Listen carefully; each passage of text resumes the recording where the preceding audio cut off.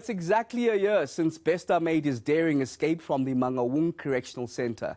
After months on the run, Bester and Dr. Nandipha Magudumana were finally caught in Tanzania. The net has closed in on G4S personnel and her father, who have all appeared in court. I took a look at how this mysterious saga unfolded and connected the dots to where we find ourselves since Bester escaped. They knew long beforehand, as your question implies, Honourable Mr. Engelbrecht, long before, but were closing their eyes to it. The Judicial Inspectorate for Correctional Services says G4S, the company that runs the prison Thabo Bester escaped from in Mangaung, turned a blind eye to the escape.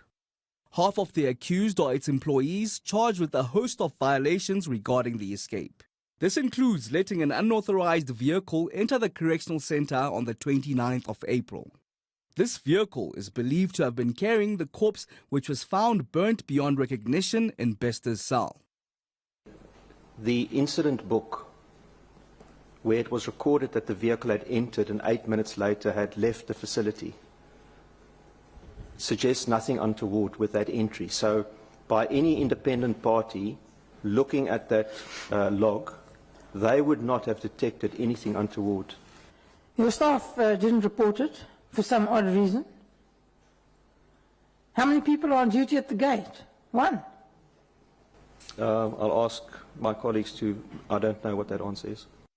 A day later, on the 30th of April, Bester is transferred to a single cell, cell 35, which is positioned near an emergency exit. 3 days later, on the 3rd of May, Bester escapes with glaring faults happening around the time of his escape.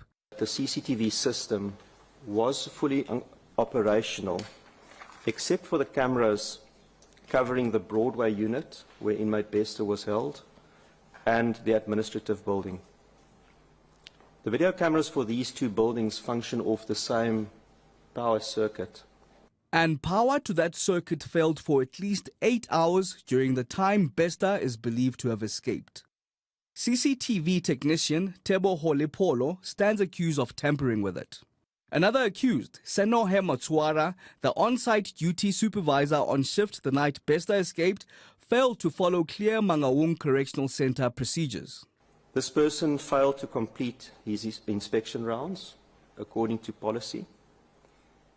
This individual failed to attend to incidents on time. This individual directed staff to insignificant tasks. He ignored a call to attend a report of smoke in Broadway, cell 35, where inmate Bester was housed. And he failed to properly account for his movements and actions on the night of 2 May and the morning of 3 May. Just a day after Bester's elaborate escape, the autopsy revealed that the charred corpse was not his. The height and mass didn't fit Bester's, and the person suffered blunt force trauma, which pointed out that he was dead before the fire. The police too already had knowledge that Dr. Nandipha Magudumana was claiming bodies from the mortuary and was at the Gauteng High Court with the intention to cremate the body that was masqueraded as Bester's. Constable Legoa was in the Naval Hill police station when he noticed that Dr. Nandipha Magudumana had persistently been coming to claim corpses, and he put a stop. That triggered her urgent application. She didn't bring it in Bloemfontein where the death occurred. She didn't bring it in Bloemfontein where the refusal occurred, where the locus was. She brought it to the North Gauteng High Court with a Skelmstreek. And a brigadier in charge of legal services in Bloemfontein got an SMS on an afternoon in Bloemfontein, and she said, "What's this about?" The said brigadier would urgently intervene and reclaim the corpse that has now been identified as the body of Katlego Mpolo. If she'd not put in that notice of opposition to Dr. Magudumana's Pretoria High Court application, this would have had a very different history. So even at that stage, the police said to us, we've got 2 more witnesses to interview, and we need to interview them in Mangaung, so we don't want anything to be publicized at this point. In August 2022, with all the evidence of Bester's escape at the disposal of the law enforcement agencies, the DNA test confirmed that the body found charred in the cell was not Bester's. After failing to get an email response from the Correctional Services Minister on Bester's escape, the Judicial Inspectorate for Correctional Services gave the Minister a call, informing him of what had transpired. The Minister expressed concern.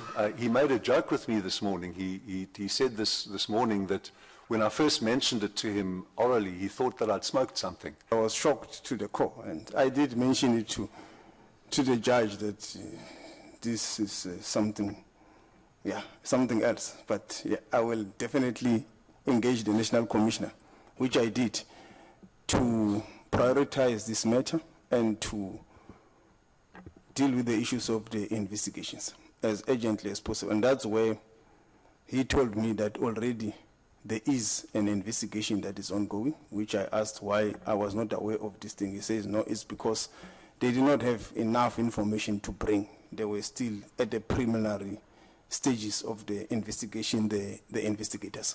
A case regarding Bester's escape would only be opened in January this year, with G4S formally acknowledging the escape in March.